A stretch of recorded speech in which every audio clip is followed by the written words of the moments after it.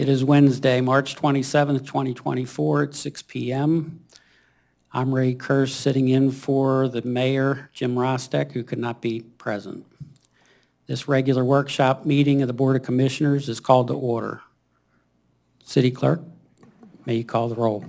Vice Mayor Kerr, Here. Commissioner Taglerini, Here. Commissioner McGinn, Here. Commissioner Brooks. Here. All are present. Mayor Rostek is absent. Presentations is the next agenda item. I don't see any presentations on the agenda. So public comment will be next. Public comment for anything that's not on the agenda. Public participation is encouraged. If you're addressing the commission, step up to the podium and state your name and address for the record. Please limit your comments to 5 minutes and do not include any topic that is on the agenda. Public comment on the agenda items will be allowed when they come up.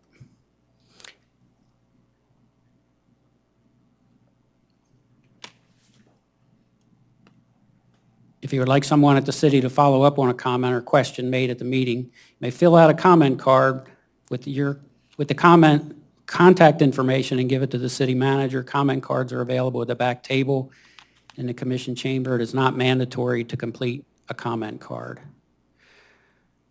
First item on the agenda is the Board of Commissioners Policy Handbook, review for changes. So Mayor and Commission, as is our requirement and process, shortly after election, there is a time period, I think 90 days for you to adopt essentially your policies and procedures manual for the Board of Commissioners, so you as a governing body. Most of what's in there sort of restates and defines and provides some details, explanations on your roles and responsibilities as listed in the city charter and subsequent city codes. So this is the time to review it, have discussion, comments, thoughts, suggestions, and anything that you would like to possibly change.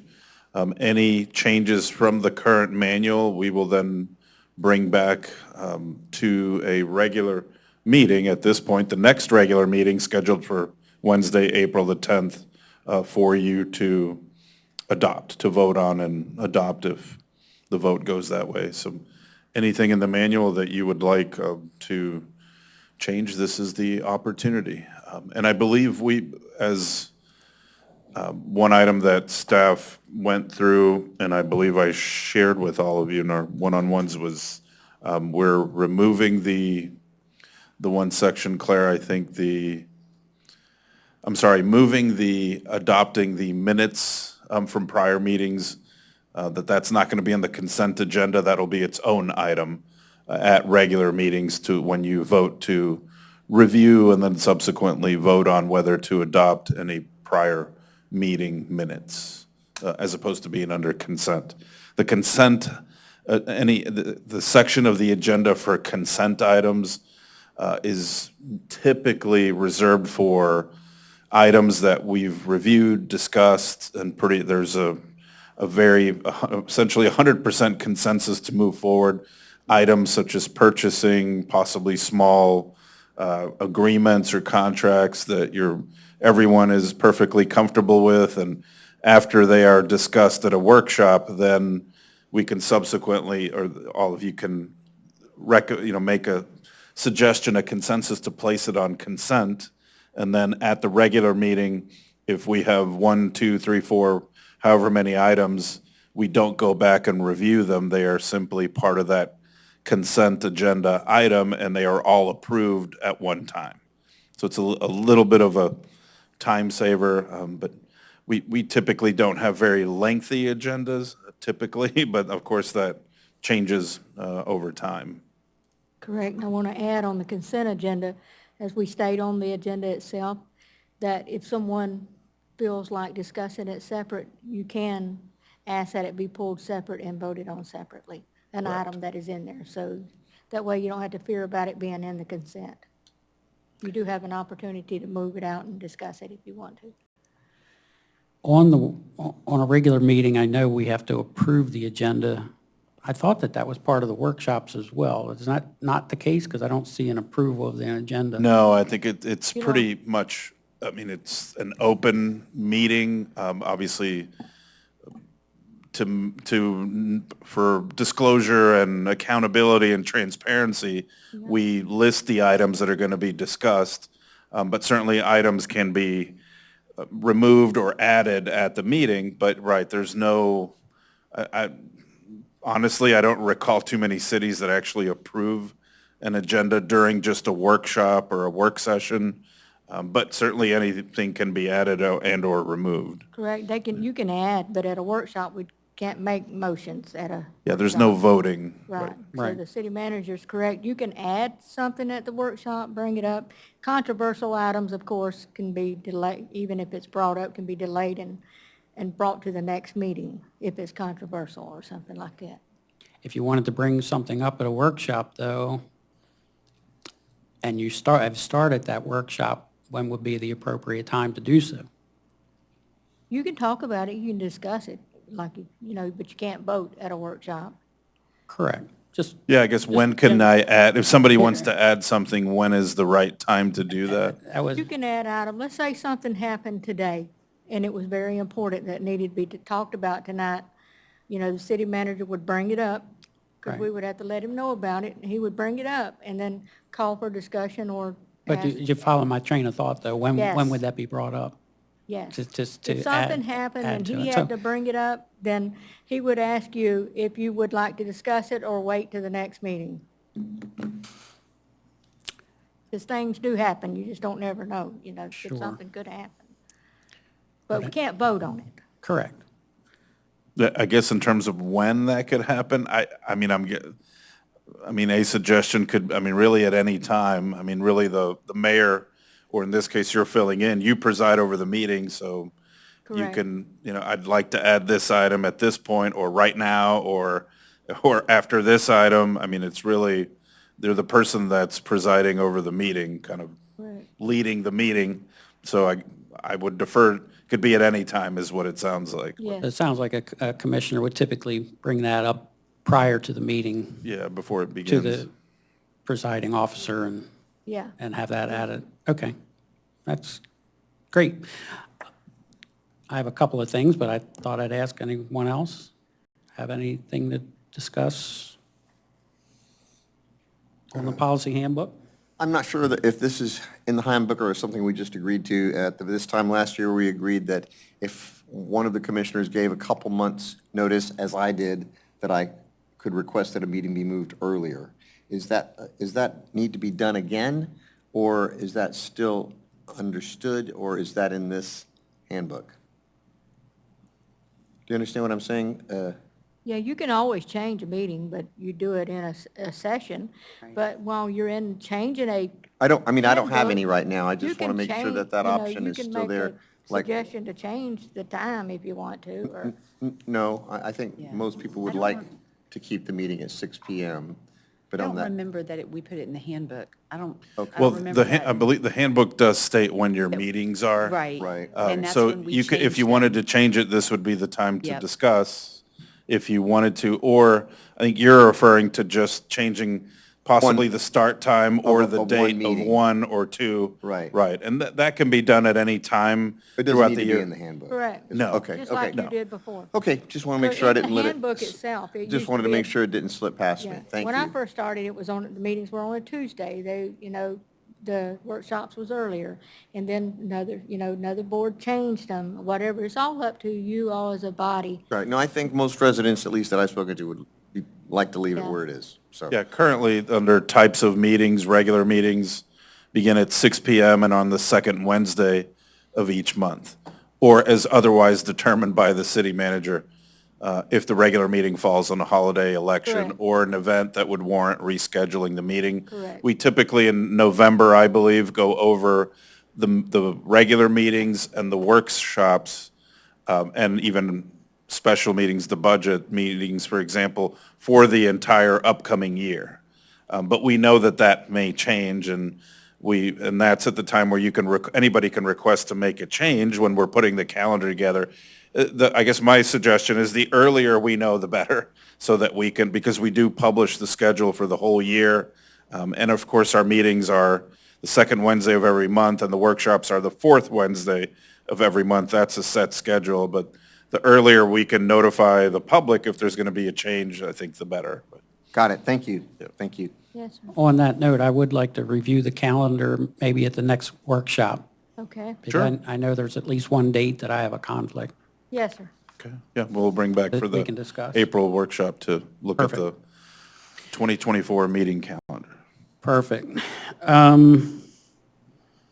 Page 21, or 15 of 20, I think we had talked about staff reports, if there was anything that we wanted to discuss on Well, yeah, staff reports. I don't think we've had staff reports since I've been here.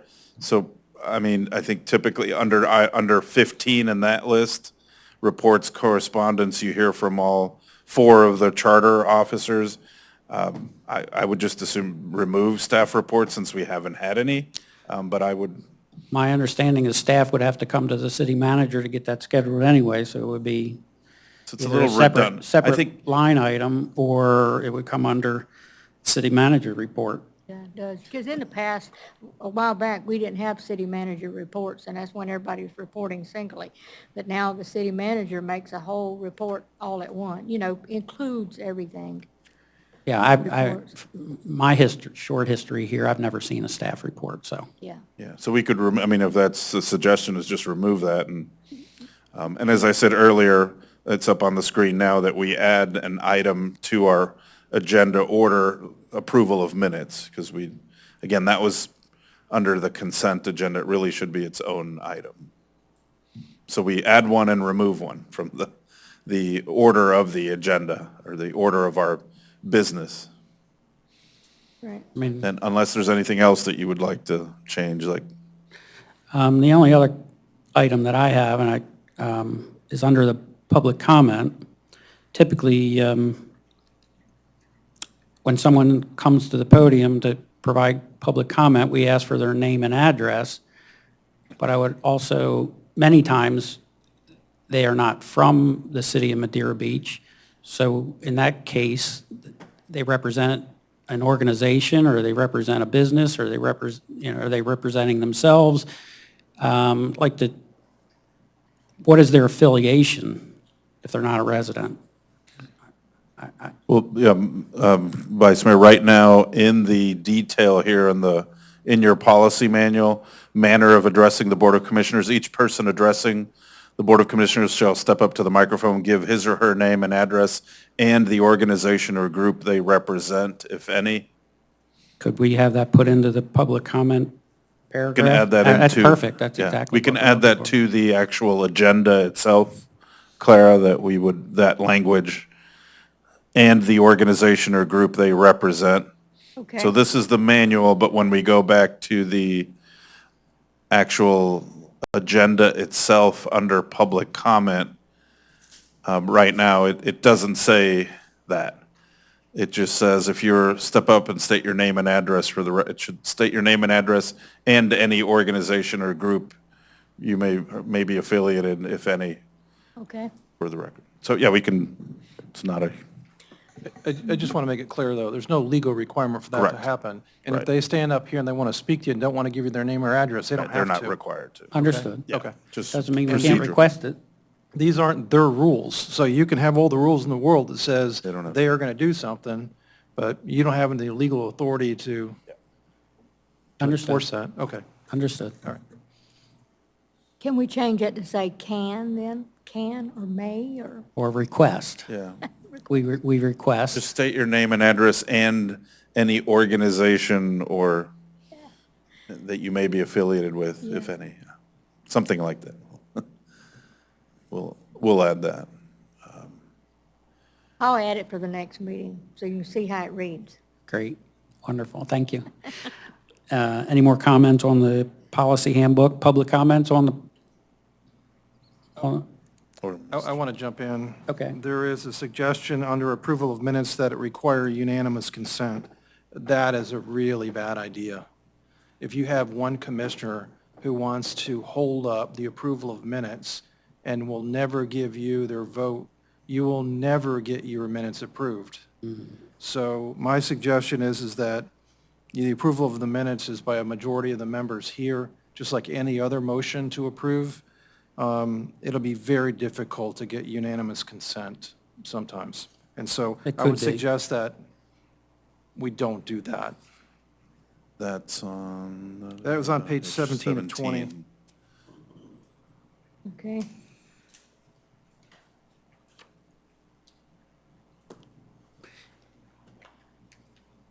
Yeah, that was actually an addition there that was written. It was an in. addition. I'm not sure who had added that, but I just want to make sure that you got my 2 cents on that. Obviously, it's your rules, but I wouldn't want you to get into a situation where you couldn't get your minutes approved. And remember, your minutes are basically, under the law, are not narrative minutes. They're action minutes is only required. In other words, who made the motion? Right. Who seconded the motion? What was the vote on the motion? That's what's recorded in the minutes. And some city clerks, they give a lot more narrative information, and, you know, it's their own little style when they do their minutes and so forth, but the narrative aspect of it, he said this, she said that, here were the thoughts, that is not necessary. So I just want you to understand that when we talk about the minutes, that's why I'm saying for someone to hold up on approval of the minutes, it really is something that is just an action that's been taken, and it either did or it didn't happen, kind of thing. So, okay. Makes sense to me. Yeah, so we'll remove that section. Or that was. Are there any other comments on the handbook? Yeah, I had a comment, sorry. I had a comment about our voting, and I've asked this question a couple of times. We've been in the habit of having the mayor, who has equal vote in our board, always voting last, but the rest of us are rotated. I wonder, I've looked for it several times, I can't find it in our handbook or in our charter. Is there something that says the mayor always has to vote last, and if not? No, I think so we can I would like to suggest rotate and them encourage randomly. that I like the idea that we are all rotated. Certainly, the person who makes the motion can go first, second can go second. But other than that, I would like to see the mayor mixed in with all the other commissioners on a regular basis. If anyone I think doesn't has a problem with that, but I'd like to suggest that. I think I recall in a parliamentary procedure class that was a typical parliamentary procedure. I'd like to see that, because I've looked for it several Yeah. times, and I haven't seen. I mean, You it's mean, not within the city. I procedure- would have to look back at the. But you mean the procedure where the mayor votes last? You say Yes. that's in part? I would like to see that, Yeah. because I've been looking for it, and I asked the parliamentarian representative at the training I went to, and he said, no. He said, no, the mayor should be included in the mix Yeah. and rotated Right, on a because regular it's all basis. equal votes. Right. Everybody has one Equal vote. votes. And I mean, I think you see occasionally that puts some commissioners at a disadvantage, the mayor at an advantage. It shouldn't, but I would like to see that changed. So I think we discussed this last year. Yeah. we did. And since then, Supposed to have done just what you said, rotated through. And when I took the training course, one of the things I remember them talking about was voting, and that you should not always call in the same order, that it should be rotated through. So So we'll if Clara could do that, that we'll would be. rotate them through. Well, I think I'll that's the best way to do it. I don't know if we talked about that at the last one, but I agree with her on that. Some boards are different, some are alike, and I don't see anywhere it says we have to follow Robert's Rules of Order. It mentions voluntary. It's nowhere in the charter or anything, but I do know that they had said at that meeting, if you're going to follow it, you need to follow, but you got to follow everything. You won't pick and choose. So Yeah. I think we got a mixture. Well, who So was you the, can make who was up the your lady own that rules. actually gave I us that think her name class? was Barbara, I'll find out. But that's the reason I think the charter lets you set the rules. Y'all right. set your And- rules. And Yeah, I I asked understand her, that. I asked her too, when we had our training. And she said, no, that there's nothing Correct. that says I mean, if it says it someplace, I'd like to see it, but otherwise, Yeah. I'd like to see the I mayor haven't rotated seen it. in with the rest of Yeah. us. But I agree with Commissioner Brooks and Vice Mayor Kerr and you. It should be all rotated. Okay, yeah, so we'll do that. I tried that at first before, a couple of times, and got scolded on it, so I'm glad that, because I felt comfortable with rotating it all. That way it seemed fair. Thank you. So, Okay, good. Yeah, Clara, can you check into that? we'll- Perfect. Yes, sir. So is that the last of the questions on the policy handbook? We'll move on. Section 6, city attorney, there's 3 items there, if you could. Yeah, so the first item is engagement letter to serve as special magistrate for the city of Madeira Beach. As you know, you have a special magistrate. The special magistrate does a couple different things. He handles code enforcement actions, and he also handles variances, special exceptions, conditional uses when applications are filed. The special magistrate that we've had from at least 2016 is Bart Valdez. Back in 2016, you entered into an agreement with him to be your special magistrate. He agreed at that time to be the special magistrate at a rate of $190 per hour with $55 per hour for paralegal work, in other words, preparing orders and so forth. When I was reviewing the code enforcement section of your code, I noticed that he needed to be appointed every single year, and I didn't see that happening. And so I'm bringing this to your attention now. I'm asking that you consider appointing him as your special magistrate for the next year. I did reach out to him, and believe it or not, after 8 years, he's still willing to charge $190 an hour, okay? So he's not asking for an increase. I think that's incredible, but he likes doing the work, I think, and he would like to continue on. So in your packet, you'll see an engagement letter, March 18th, 2024. It is very similar to the engagement letter that you approved back in 2016. And so I'd like to put it on an upcoming agenda for you to approve him for 1 year as your special magistrate. That's why it's in the agenda package. I'd be happy to answer any questions about it, if there are any. And we will make a note to bring this back, obviously, every year for approval.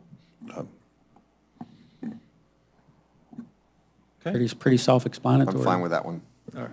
Thanks. If there are no other questions, I'm going to go ahead and move on to the second item, which is ordinance 2024-04.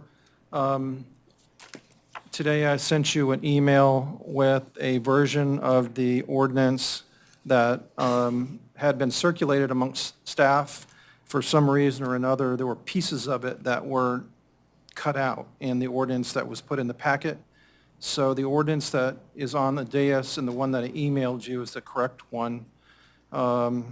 The portion that was cut out, just so that you understand where that was on the page dealing with appeals of the code enforcement special magistrate on page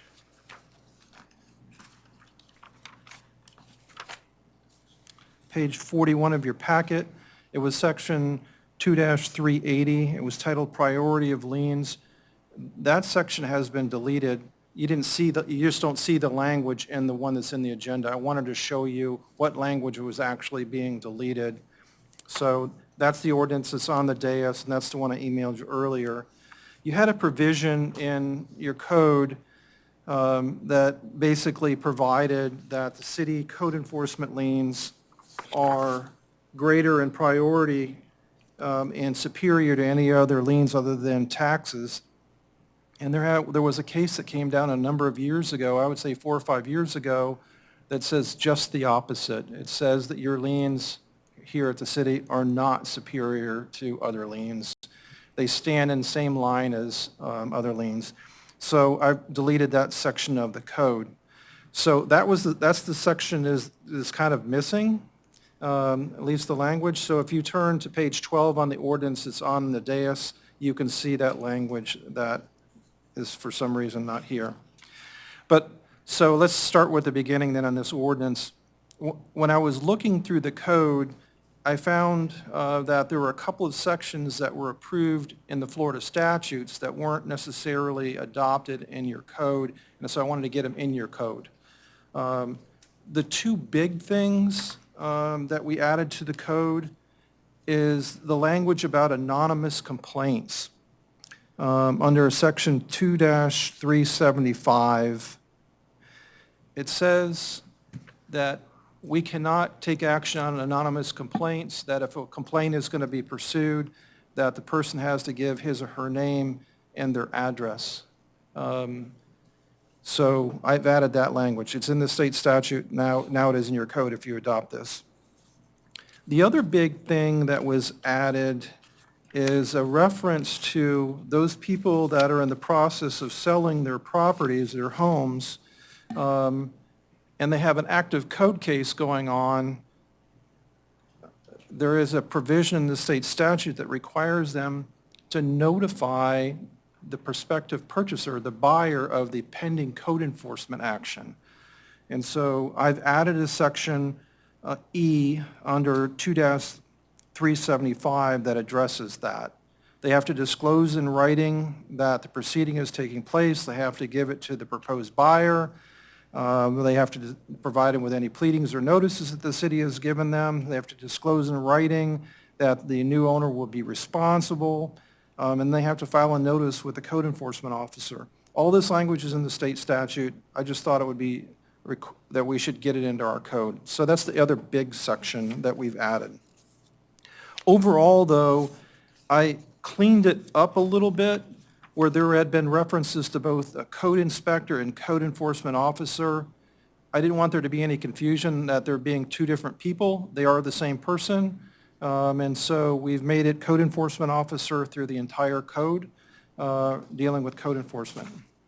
I also changed the language of city commissioner, board of commissioners. I'm not sure why that old reference is in there. I've corrected that. And I've also added some language that says that the compensation to be paid to the special magistrate would be determined by the city manager, subject to your ratification. That way, the city manager can negotiate with the special magistrate as the annual renewal comes up and address the issue of the hourly rate, and so that we're not negotiating it here on the floor. You don't want to be negotiating, so giving the opportunity to the city manager to negotiate that, and obviously I would always be involved in that too.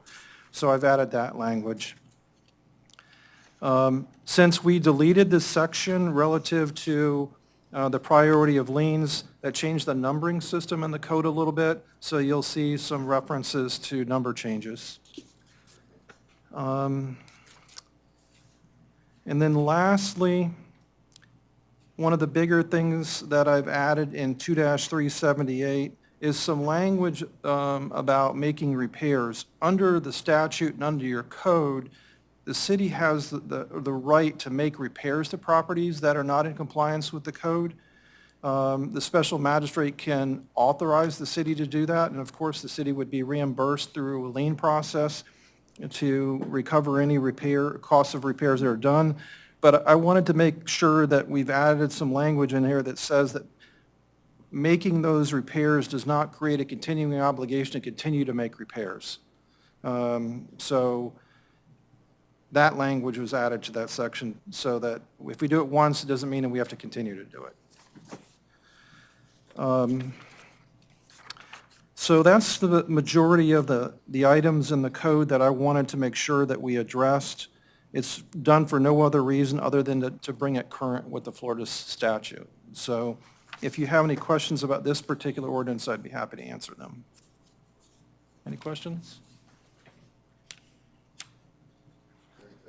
Okay.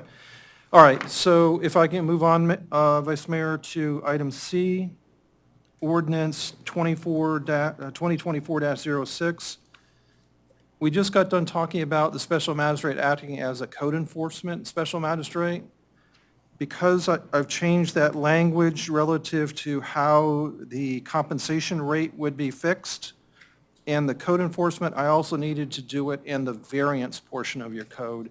So I've just changed the language that says that the special magistrates shall be compensated at a rate to be determined by the city manager, subject to ratification by the Board of Commissioners. That's really all that's done in that second ordinance. I just wanted to make them consistent. So I'd be happy to answer any questions about that if you have any. Very clear. All I right. don't know, you left room for any questions. Okay. Thank you. That's all I have. Thank you. Any public comment on anything the city attorney just addressed? Okay, moving on. Community development. Kimley Horn, Madeira Beach Master Plan Scope of Services Draft. Yes, hello, and good evening. So what we have today in your packet is just a scope of services draft that we received from Kimley Horn. I wanted to see if there was any input or questions that maybe we could get back to Kimley Horn that they could update. Internally, we discussed for a while with Kimley Horn of how we saw the master plan, what we've discussed with the board. So this came partly from that as well as the RFQ. And there's one thing that we requested them to change, which is on page 58 of your packet. Instead of the character districts, we wanted them to look at the zoning districts up and down Gulf Boulevard, specifically C3 and C4. So that little part will change. Instead of the character districts, they'll be reviewing our zoning, our LDRs, specifically to C3, C4.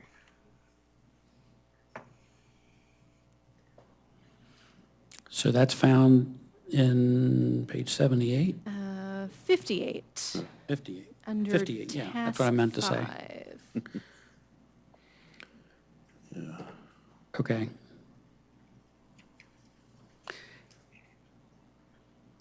Is there anything missing, or how do you feel about this? We are all very excited, so we can't wait. We didn't see anything else. That was really the only thing that we just thought that Madeira Beach is quite small. We know that the C3, C4, that's the east side of Gulf Boulevard. That just really needs to be looked at. What's on the ground?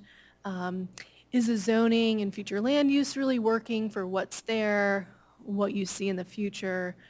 So we really wanted to focus in on that. Obviously, they'll look at the whole city, but really focus at that too. Great, and if you've had any questions, they've been very responsive, I hope. Oh, they Yes. have. They've been great. Perfect. Yeah, and Mr. Vice Mayor and Commission, in the slide up on the screens, again, which is a little bit of what we were just discussing on page 58 of the packet, kind of the major areas, categories that we are incorporating in, which certainly now is a good time if there's anything that I think we, should add, incorporate, include. Again, this is kind of looking at an overall perspective of what the master plan will look to include. And again, as we've shared several times, it's, where will we be in 5, 10, 15, 20, 30 years?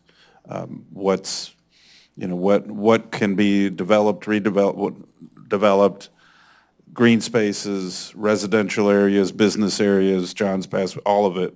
What will it look like? And pretty much these categories are incorporating all of everything that we have here in these kind of major headings. In commercial areas, am I reaching too far to say like architecture? Do we want it to follow any draft of a certain type of architecture, Maybe under kind of urban design. Urban that would be under the design. urban design? Yeah. Design guidelines, like we'll be putting in place in Johns Pass Village, that area, which we'll talk about in a little bit. some light design guidelines in that area. Exactly, because I personally, I think that's very, very important for the look and feel of the community, where we are now, but more importantly, where are we going? Do we want structures that are ultra-modern, even if it's by right, that they could do so in all the zoning applications, guidelines? Should it have to fit a look and feel that we want the city to be? Personally, I think so. I don't know if you can do that or not. There's certain parameters on what you can regulate. And then you also have to think of our staff is quite small compared to like a larger city that may have a historic district with design guidelines and an architectural review board. Yeah, the urban design, I'm sure, covers that. Yeah, and we can talk to Kimley Horn to discuss that, design guidelines, if that's something that could be incorporated. We'll definitely have it in parts of Johns Pass Village. Perfect. About one item that I thought would be, I think it's a given, but probably to include in addition to parks and open spaces, probably marina or marine parks and open spaces. So you can cover marine in some of these headings, but that was these categories, let's call them, but the one that I thought would really should be included is marine. I mean, I hadn't shared that, but the more I thought about it earlier today, I'm like, I think incorporating marine or marina parks and open space, because it is such an important part of the city, and not just, obviously, everything from the fishing to the boating to the Gulf and people just enjoying the Gulf waters. So that's something, I think we'll expand that to say marine parks and open space. 100%. Yeah, we need to have a dialogue and put on a workshop about the marina, and it all goes into what the master plan, the first thing you see when you're driving into our community is the marina. And is that what we want? Do we want to leave it the way it is? I know we're restricted, but at least if we can put together a plan of what the city would like it to be, we could take that to the state and at least have an argument whether we can do it or not with the current restrictions. But it all starts with a plan. So thank you. Yeah, I think Mr. Crabtree felt a little bit left out. No, There you go. Any comments from? what else? One feels very comfortable with it. It's very complete. I'm as excited. Yeah, we are It's so probably excited. more We so. can't wait. I can tell. Perfect. Any public comment on the master plan scope? Okay, we'll move on. Local mitigation strategies and community rating system update. Okay, so this is an annual just update that we need to give the Board of Commissions every year. So Madeira Beach participates in the community rating system. We're Class 7, but one of the requirements for the CRS program is that we give an annual update on our local mitigation strategy.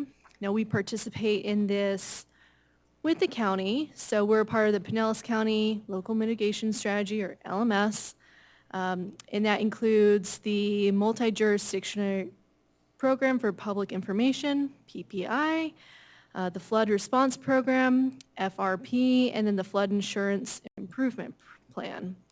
So I didn't include that in the packet because it's like a 700-page document, but there is a link to the page, and you can get to that as well.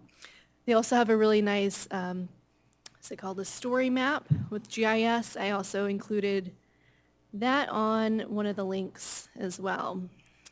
So the LMS is a countywide hazard mitigation plan, includes a county and participating municipalities like us, as well as several agencies and non-governmental stakeholders. The LMS is a plan developed to reduce and/or eliminate the risks associated with natural and man-made hazards. So without an approved LMS, the city would be unable to apply for various federal hazard mitigation grants. The current LMS also serves as the city's floodplain management plan, which is a requirement in the CRS. The city adopted the countywide LMS back in 2020. I included that in your packet as well. The LMS will be updated in 2025, so we've already started that process and working with the county and other municipalities on that, and that will be brought to you for adoption.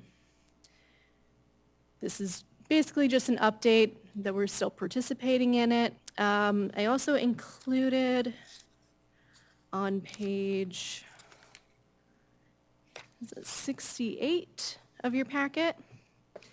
This is just a part of the LMS that we update every year. They're just mitigation initiatives that we do. So community development will meet with fire department as well as public works, see what programs might be on this list. So we update this every year. And that is all I have. Looks very much like the capital improvement. Yes, a lot of those are the same projects. Yeah. So very similar. So every municipality does this as well. So if you go to the LMS, you see all the different stakeholders and municipalities, all of their programs as well. Great. So will you need any input from the board on any of this? Or this is just to kind of keep us Just up? an update. There's nothing really, Yeah, but it's just something that we have to bring to you every year perfect. to Thank tell you. you we're Thank- still in this and we have to do this. Thank you. Any comments from the board?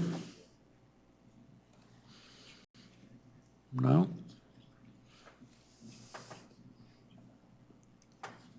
Commissioner Taglerini, any comments?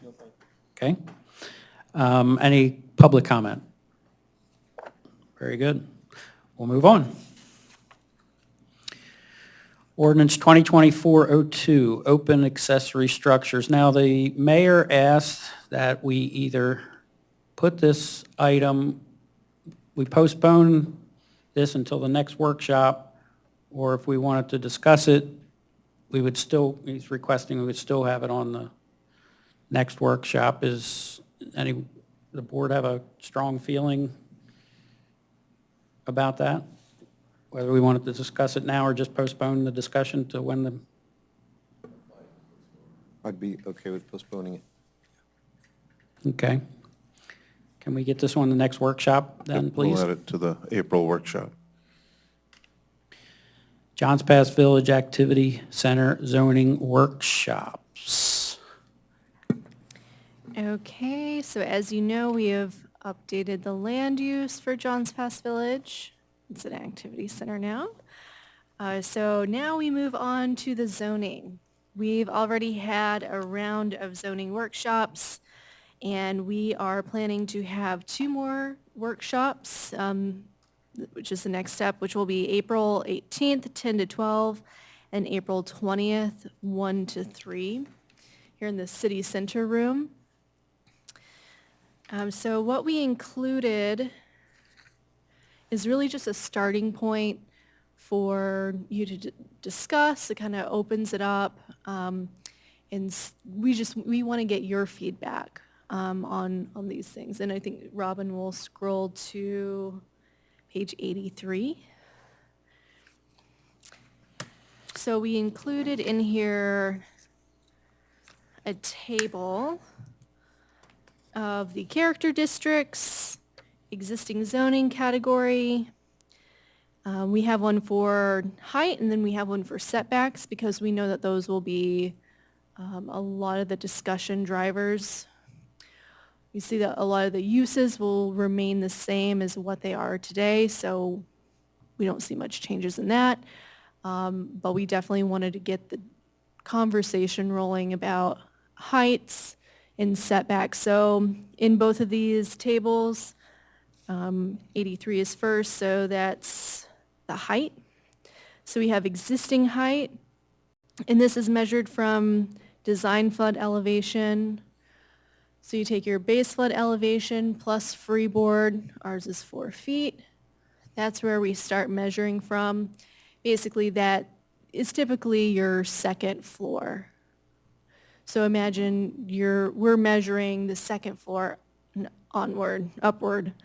So we have the existing height, and then the next column is on the ground, the highest building in each of those character districts, and then just kind of a starting point, a proposed height that we internally have talked about.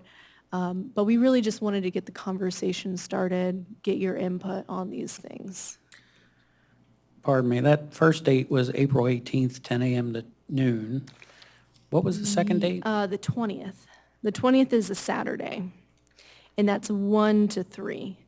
And we will be sending out mailed postcards to everyone who lives within the activity center, as well as everybody within 300 feet of the activity center. Yeah, we need to get a lot of notice because there's going to be a lot of public comment on this. Definitely.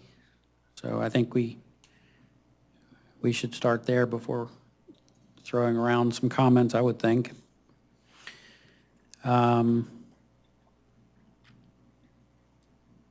Does anyone have any comments on this? So I don't know if we want to start with height, get any comments, and then we can move to setbacks. I have a quick question about the meetings. Because we do get a lot of feedback from residents that the times don't work for them, or some people say they don't know about them, but I'm more interested in the times. And I'm wondering, on Saturday, 1 to 3, in the past, is that the best hours of turnout we've had for people? Because I know when I come to the meetings, sometimes there are a lot of people come, sometimes they don't, depends on the interest. But it does seem like Saturdays have always been more attended. Has that been Yeah. the time?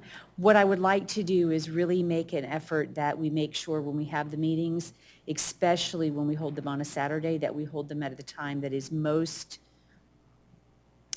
convenient for the majority of residents that would come. So I'd kind of like to, what do you think?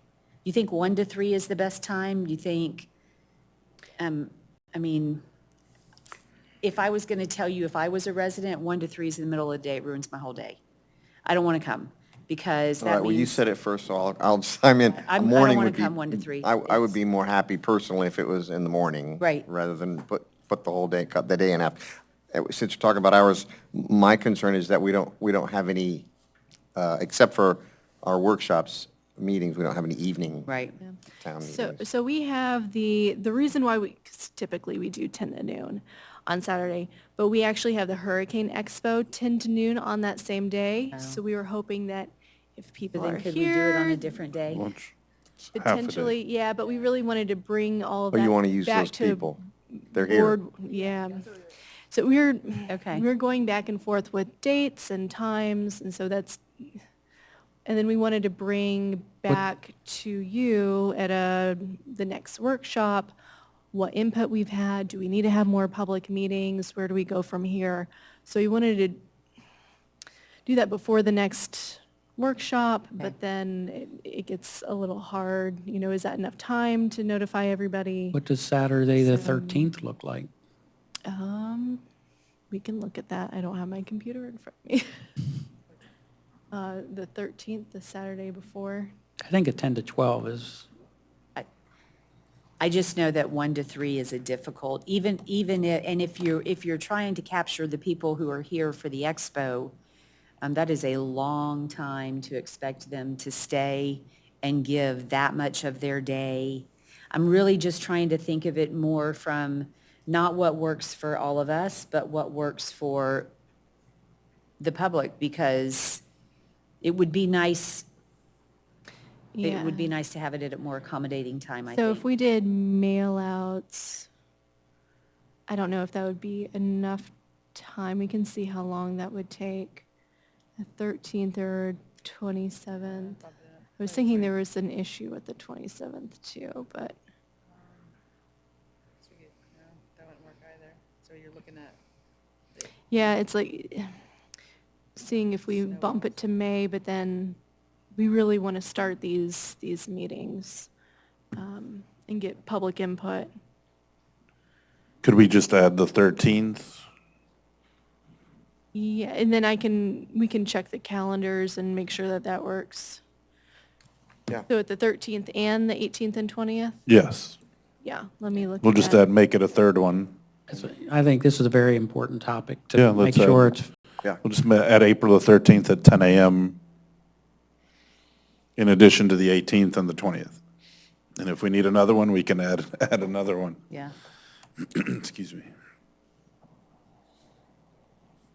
We want to make sure that we do provide enough opportunity. We're looking at realistically probably 6 to 10 public meetings. I know it sounds like a lot because there will be a lot of public meetings for the master plan alone. So the more, I think the more we have, the better it will be. We can rotate staff if we need to. I have a twin that can, no, I'm just Well, I do think that these are very important because the zoning is where a lot of residents didn't reconcile that when the statement is made, if John's Pass blew away, it couldn't be rebuilt. This is why. And this is where you really see that even though the buildings appear to be conforming, they're not, because they don't meet setbacks and all of those things. So I do think that these meetings are going to be very important for the public and should get us a lot of support, I think, in a positive way on making the changes, whatever they are at the end. So we'll add the 13th. yeah. Just make sure that that date works, but April 13th, Yeah, 10 to noon. We're good here in this room. Okay, perfect. And while we're making changes also, can we extend the postcards, the mailers to other districts also? District 3, District 2, throughout those districts also. Do you want to extend the, almost like the bubble of around there? Yes, yes. And we're looking at probably half of the city now. Yeah. I mean, so currently, I think it's nearly close to half of the city. I think Andrew knows a little bit more than I do, but if we were to extend it to cover now, it's almost like we might as well just send one to every residence we have in the city, Would which that- is not a terrible Would that be idea bad? either. I mean, Yeah, that's. There's nothing in the law that prevents us, I think, from doing that. Should we- So yeah. I think We could do that. let's just send one to everyone in the city, and Okay. that way, if think people that's- say I didn't receive one, then That's I'm going to right. blame the post office for not properly delivering the Thank you. notices. Thank you. agreed. And I think I'd get that out as soon as possible. Yeah. Yeah, we're pretty much ready to roll. We just wanted to check with the dates here. And I'm glad, so we added another date. Yeah, that's So- great. Yeah, we're going to even put the variable message boards out. Yeah. Any other ideas you have? I mean, maybe we'll stand and, what's it called? Campaign? No, not campaign, but stand out at 150th and Gulf Boulevard and Find the encourage people to attend the meetings. Well, whatever we can do to get the word out on the website or, all that. All our media. Exactly. But I would refer back to something Commissioner Brooks actually brought up at a previous meeting. And what would one of these look like if it, what's there now? What's existing? There's a proposed height here of 60 feet above the design flood elevation, which turns into 74 feet tall, if I am reading that correctly. What does that look like compared to anything else that's, This is also the input that we wanted to gather from the Yeah. workshop, is like, what would help residents? What would help Right. people visualize this? What do we need to bring as our staff? Because we see this stuff all the time. Right. So sometimes it's hard for us to be on the other side. you can visualize it because that's your job, that's what you do. Exactly. But as a quick reference, okay, if we went here, it's going to look like a Bubba Gump's.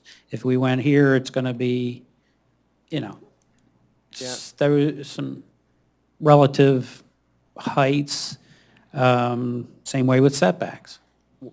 One option we have is we do have site plans of buildings that have been built, and usually they have a side profile that shows the elevation of the building, where it breaks it down, where it shows what it is to base flood elevation, what it is to the eave line, and to the top of the roof.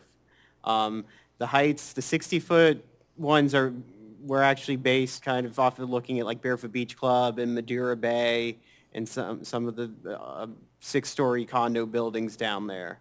So one of the goals with this whole entire process was to make everything conforming, but not allow for additional height from what currently exists. So the 60-foot from design flood elevation kind of encompasses the taller buildings down there without allowing for additional height, but making sure that they're all, I mean, Barefoot enough. Beach Club's conforming because that's a PD, but stuff like Madeira Bay isn't, because it exceeds the height like a good amount, because they used variances to do it, which wasn't really the best way to do that. Well, yeah, I mean, I'm going to refrain from actually giving opinions at this point. I'd like to see the public opinion, but So it looks like in the commercial core, it's recommended for 60, but, and am I understanding this correctly, on the ground highest location is 61 already? Is that the parking garage? Yes, that's exactly. So something as big, just to be clear, something as big as the parking garage could go in that commercial core, which is right now it's the parking lot run by Florida Parking, I think, right? Yeah. But it's important to remember that anything going down there wouldn't be over the right-of-way, so you'd have two separate buildings. It wouldn't be like one, like with the parking garage, it's one big building over that whole entire lot, while those other you'd have two buildings on each side of the Fisherman's Alley. I think that Bubba Gump's, near the parking garage, it does, is that right? It doesn't include some of the architectural details. Is that right? Do you remember?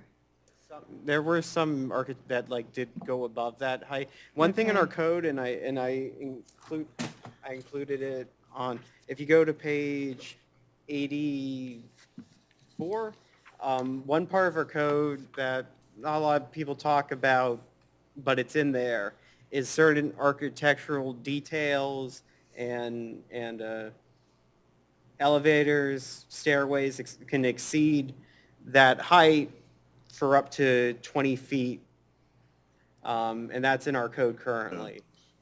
So if there's certain architectural details on the building, it's allowed to go slightly above that height. But that's not livable space, that's Just- like right. either like mechanical stuff or architectural details. But wouldn't that mean that they could put a pool or a whole outdoor deck up there? It says Extra 20 protective feet. railings, so stairways, protective railings.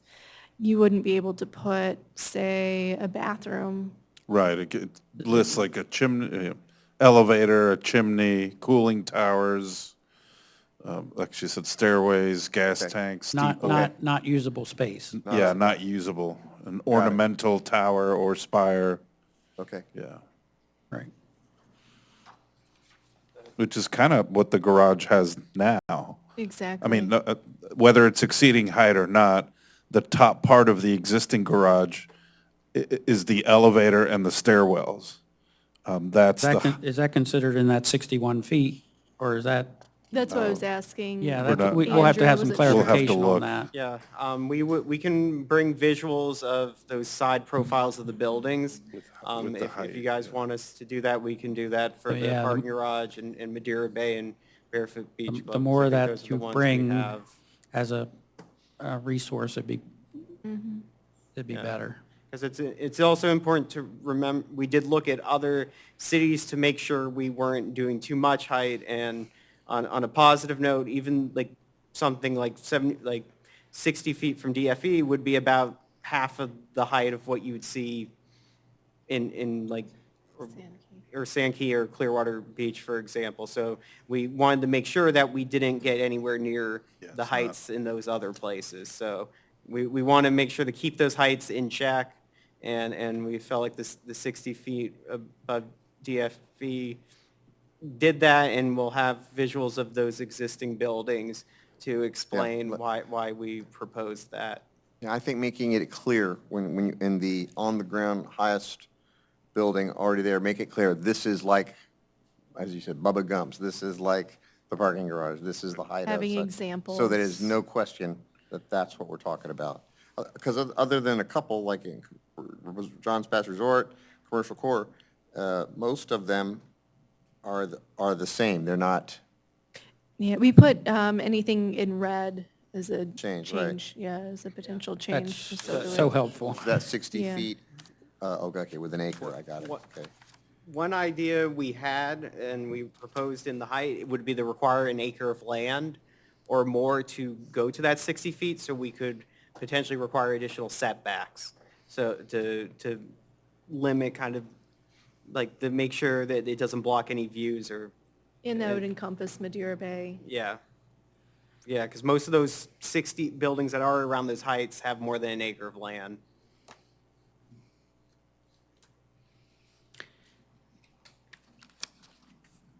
Now, when you say have an acre of land, would that include two properties that are divided by a road or alley but are considered a joint piece of property?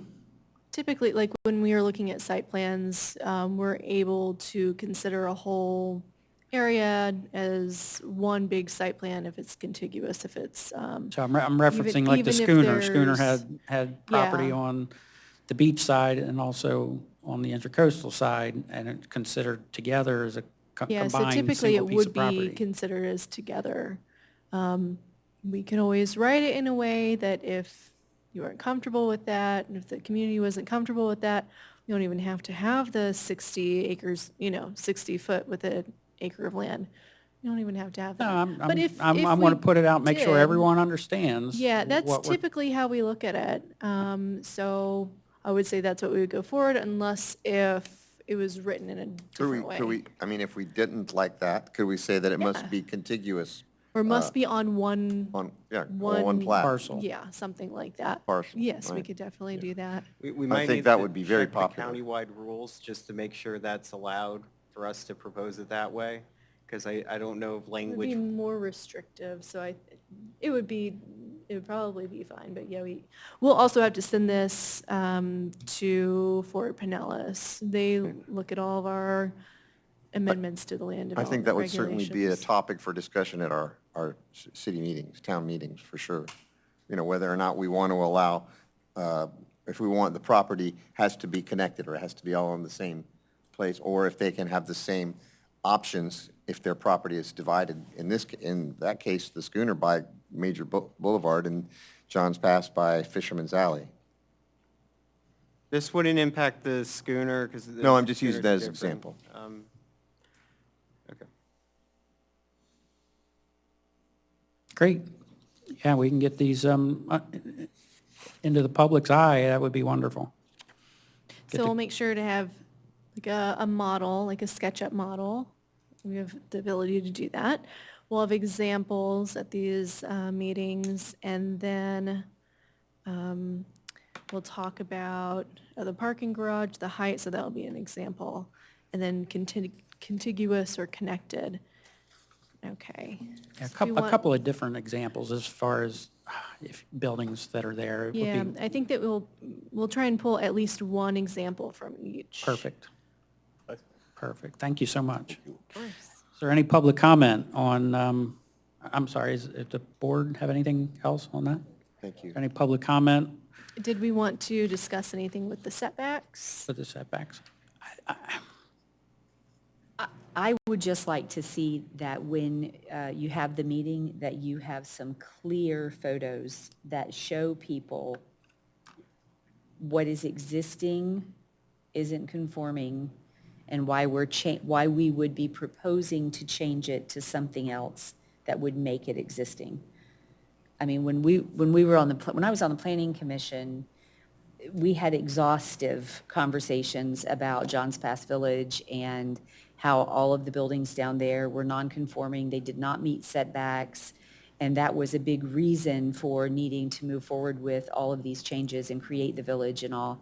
And so I think that it would go a long ways to helping people maybe understand what we were saying when we voted for the activity center, and that this was the second step in that process.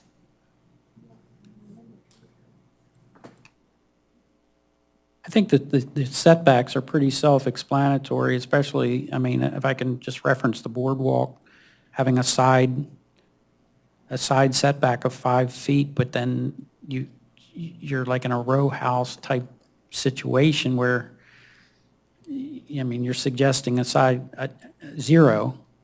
That just makes perfect sense to me. It does to me too, but it did not make it when we were discussing it prior. And I mean, to me, the only way is to show someone, this is the existing building. Right. Currently, that is not allowed. This change that you're proposing would make that building allowed. If that building blew away, this is what would be allowed based off of how our code's currently written. I think that visual would go really far, because people believe that everything down there is conforming, when indeed it is not. Correct.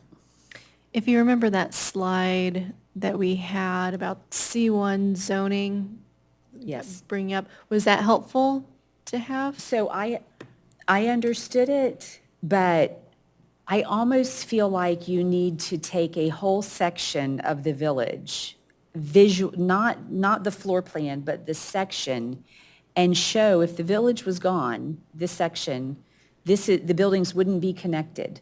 They would be individual little buildings. They'd be much smaller. To give that, Okay. that's just my perception of So have like a chunk? Yeah, a Not chunk just an of it. individual building? a chunk. Okay. Because when you look at it individually, I think we all understand what that was that we were looking at, because we've discussed it so many times. But often, the residents that are coming, that are trying to ask the questions, they don't come to all of these meetings. And so they get into the workshop and don't fully understand, and there's so much information that it seems to me, based off what I've gathered and heard from residents, is that a visual would really just go, oh, okay, you know. With- Okay. With setbacks, you could almost, I know I'm asking for a lot of work, but I think it would pay huge dividends. The traditional village, side setback of 10 foot on one side. Really? You couldn't, you could not, this is existing. You have a picture. If we had to rebuild this, this is what it would look like. This is why we're suggesting 0 side setback, because that's what's there now, and that's what's been embraced, and that's what we're all used to, and what we love about Johns Pass Village. Being able to go walk down the sidewalk and enjoy one shop after another shop. It just makes perfect sense, but that visual is what really Okay. hammers it out. We'll really focus on that, especially at the The next boardwalk workshops. and the, you know, each of the, you know, the traditional village, I think that would go a long way. Is it a correct statement to say that everything under the proposed setbacks in red is what's already there? There are no setbacks that are diminished or lessened for any other reason except that they're already like that? I believe so. I'd have to go through each one. We haven't gone through on-the-ground setbacks for every district. As you can see, some of the areas, we left blank, and that's because we're in the process of going through that. It takes quite a bit of time. So I But would ultimately, that's what those yeah. red dimensions will represent. Exactly. It's a good point. I try to make sentences that are concise and clear so that when people ask me the question, I can make it as easy to grasp as possible. And I think that makes it, that was clear to me when I realized, oh, everything in red is the way it already is. That's why we want to make it that way officially. Well, and there's some areas like the low-intensity mixed use. If you look at the on-ground setbacks, 2 feet to 6 feet, well, obviously, we're not going to propose 2-foot setback. That's in, that's like Pelican Lane. So we wouldn't propose a 2-foot setback. So it's looking at the current ones, seeing what's reasonable, seeing like the average and what's there on the ground. So it's a little mixture of both, but yeah. Thanks.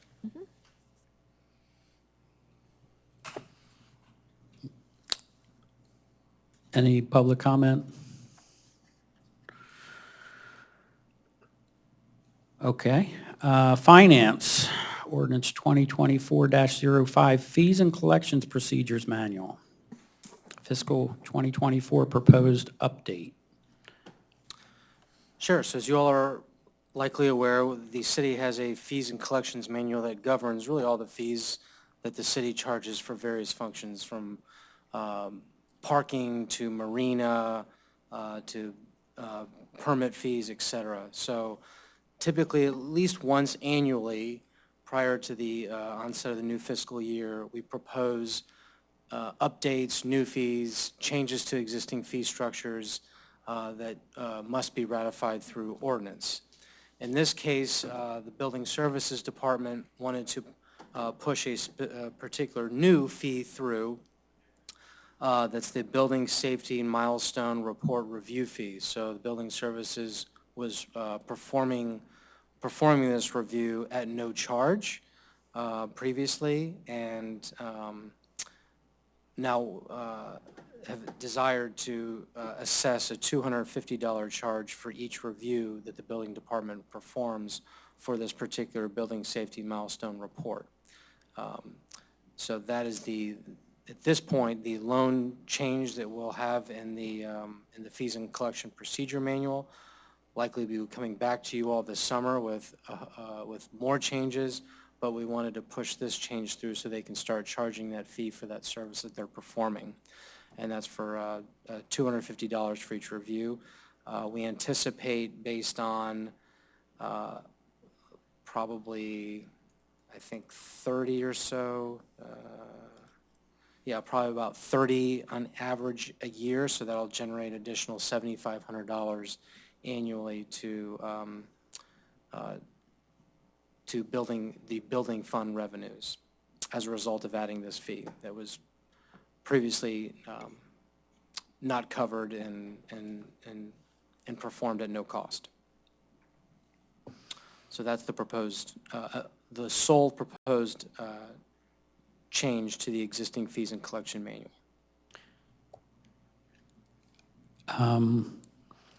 So if I understand this correctly, is it every 10 years you have to have a milestone report, I believe? Yes. And the building has to hire an outside engineer to come in and do the report. And I imagine they submit that to the city, the state, whatever. What services are we providing? Well, the review of that report, but physically confirming what the engineer provided, the location, the structure, and just determining that it in fact was completed per the statute. But I think it does require a physical inspection with the engineer to determine Okay, what I'm the just- findings were from the engineer. I'm just trying to understand.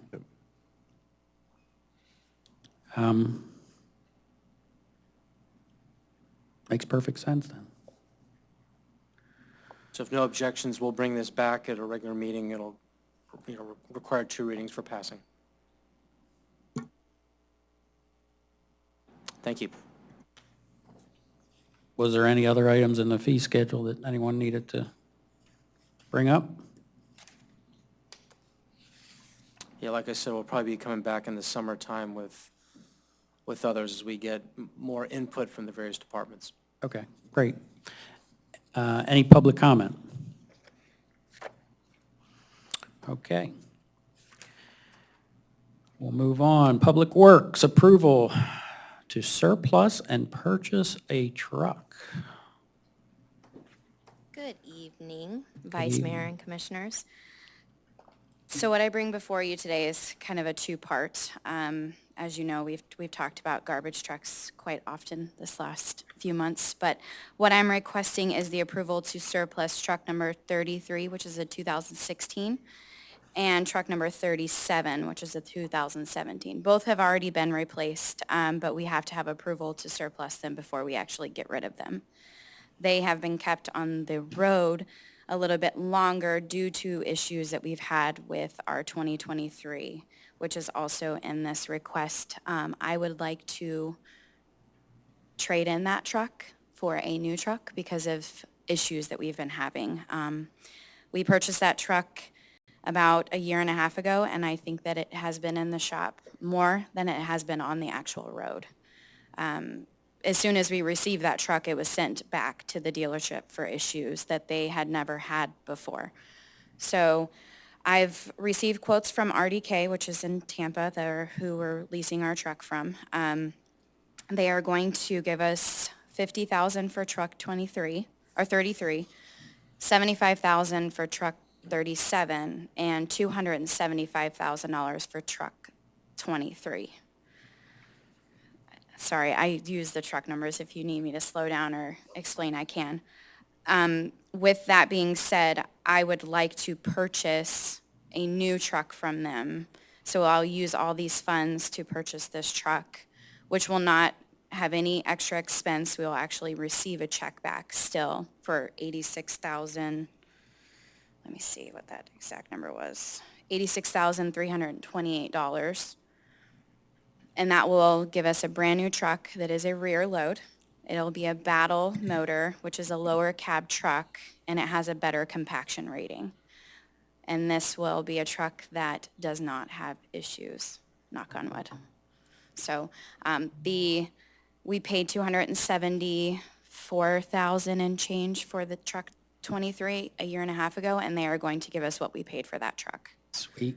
Yes. So I am requesting permission to proceed with the trade-in and the new purchase of the truck. So you're trading in 3 trucks, Correct. getting one, and a Yes. big check. Yes. Sweet.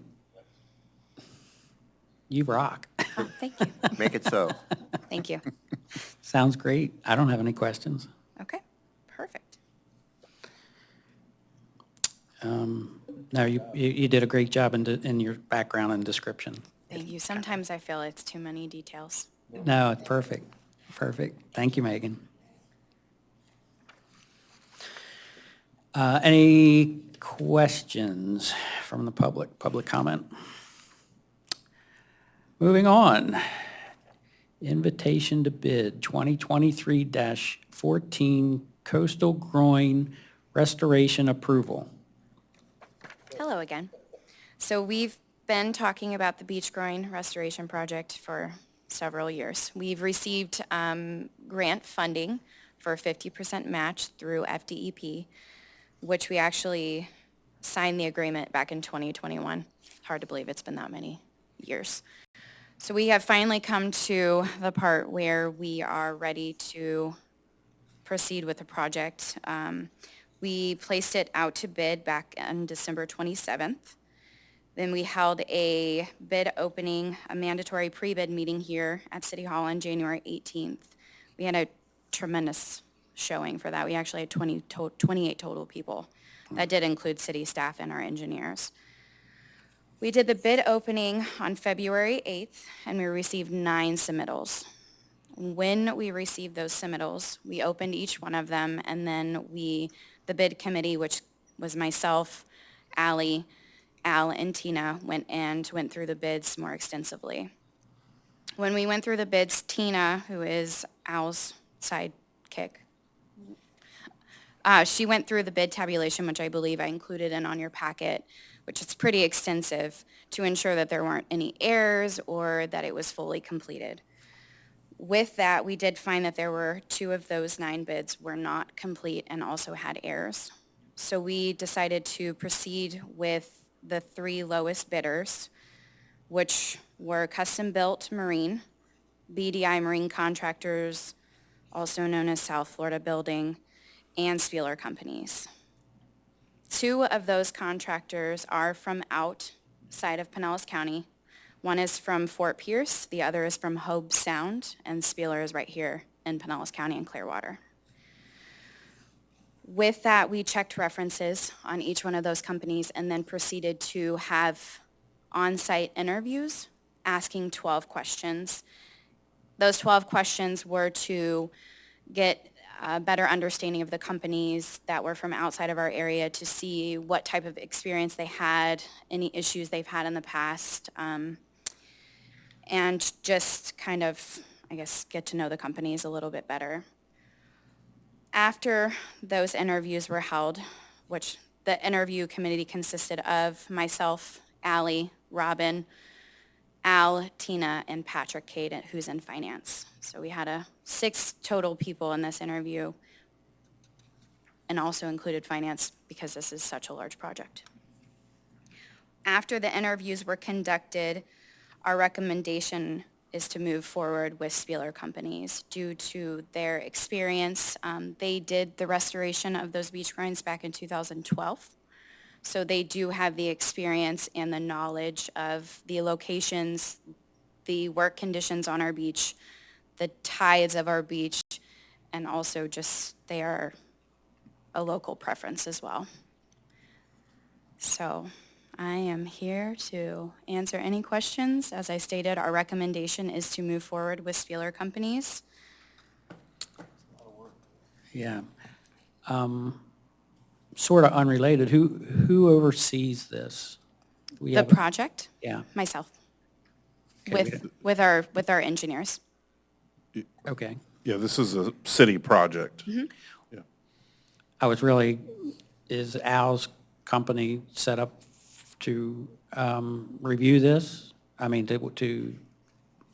with your engineers, you're saying, with in-house or out? I Are we mean, you have talking a- about you have a- on-site inspections? On-site, yeah. Yes, we've already approved that as a city. Yeah. It was included in on their contract for the construction engineering services. And is there any comments?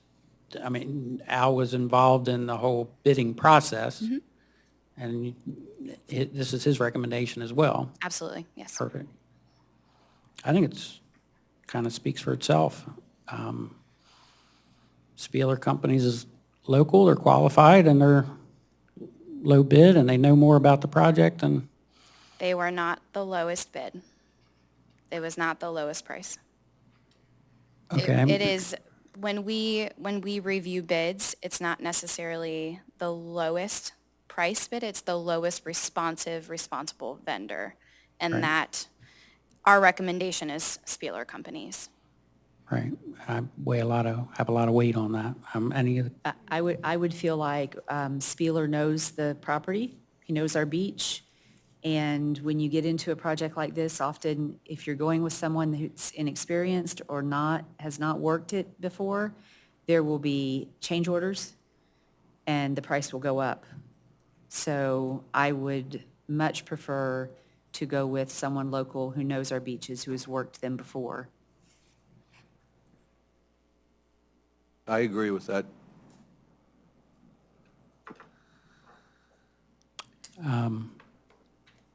I do have Al here, and Spieler is also in the audience. Yeah, no, I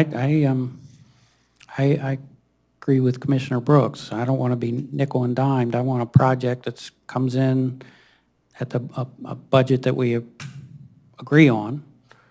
And if they find whatever, adverse weather conditions or whatever, we don't want to be nickel and dime. So feel comfortable with that. If you feel confident with it, I do. you've put a lot of hours Yes. into this bid process. This has been going on for quite some time. We are ready to get it started. Yeah, the numbers that I've looked at, it looks great. As far as I'm concerned, we need to move forward. Thank you. Is there any public comment? Megan, just if you could, just a little bit of the time frame as we progress. So we will be bringing this back to you on April 10th, and I have been in touch with Spieler, and he is able to start within a couple weeks of the notice to proceed. He's already talked to Dex and Doc, who is the supplier. So we should be able to start by May 1st.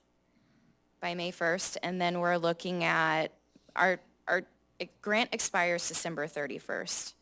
We can do an extension on that. With DEP, we can do a 6-month extension if we have to. Our hope is to work on a couple of the beach grinds at a time, but again, it's all tidal and weather, and I think once we start and we get a groove going, and then, there's gonna be a few different teams out there working at a time, so 8 months. By the end of the year is our hope. Yeah, February at the latest. And that's, all weather dependent. We are going into turtle season, which also puts a little bit of a hampering on things because we have to have certain monitoring done in the morning and at night. And so there will be some unfortunate wasted time during the day during nesting season, but per the conditions in our permits, it has to happen. But that's all covered in the proposal and It the is. invitation and. Yes, and that's another thing about having a local vendor is that you have somebody that's here in town, whereas the other companies, were from the other side of the state. So Right. we, again, are aware of the weather and the conditions and the monitoring and the timing of the turtles, and if a nest happens, then unfortunately, things are going to happen, and we'll make do. Local company, local labor, local supplier. Correct. And also- Everybody is right Sounds here in like a- Pinellas County. Sounds like a win. Also, the ability to, and hopefully it doesn't happen, and Mr. Spieler's probably giving me the evil eye as I say it, but that we don't have to demobilize, or the ability to demobilize in the event of a strong weather event, I think would appear to be, or it will be, I think, easier having local presence rather than, And again, that would go into nickel and dime because Right. mobilization, demobilization. No, I feel comfortable with this, very comfortable, personally. Perfect. Thank you. Thank you. Any public comment? Wonderful, wonderful. Come on up. State your name. Chuck Dillon, 529 Lillian.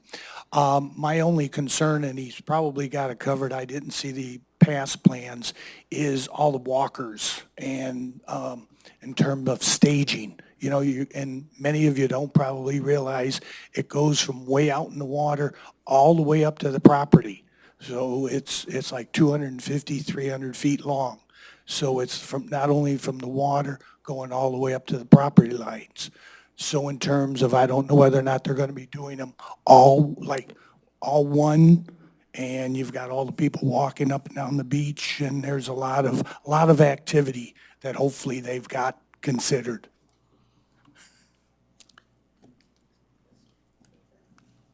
Did anyone want to address that? We have that considered, yes. Okay. Yes. We are talking about working water side or land side, leaving openings and working from there. Again, and it's going to be, a trial basis. What may start is probably not what it's going to consist of. We'll learn as we go, and it's going to be a lot different as we get to certain parts of the beach. Archibald is going to be its own character for sure with the amount of people that are there, but we'll make do, we'll adapt. Again, another real reason to go with someone local that Yes. knows what we're dealing with, and it's part of the community, so It is. I think that's wonderful. Perfect. Thank you. Are there any other comments, public comments? If not, I guess it's time to adjourn. So at 7:30, I'll call it, this meeting is adjourned. Thank you.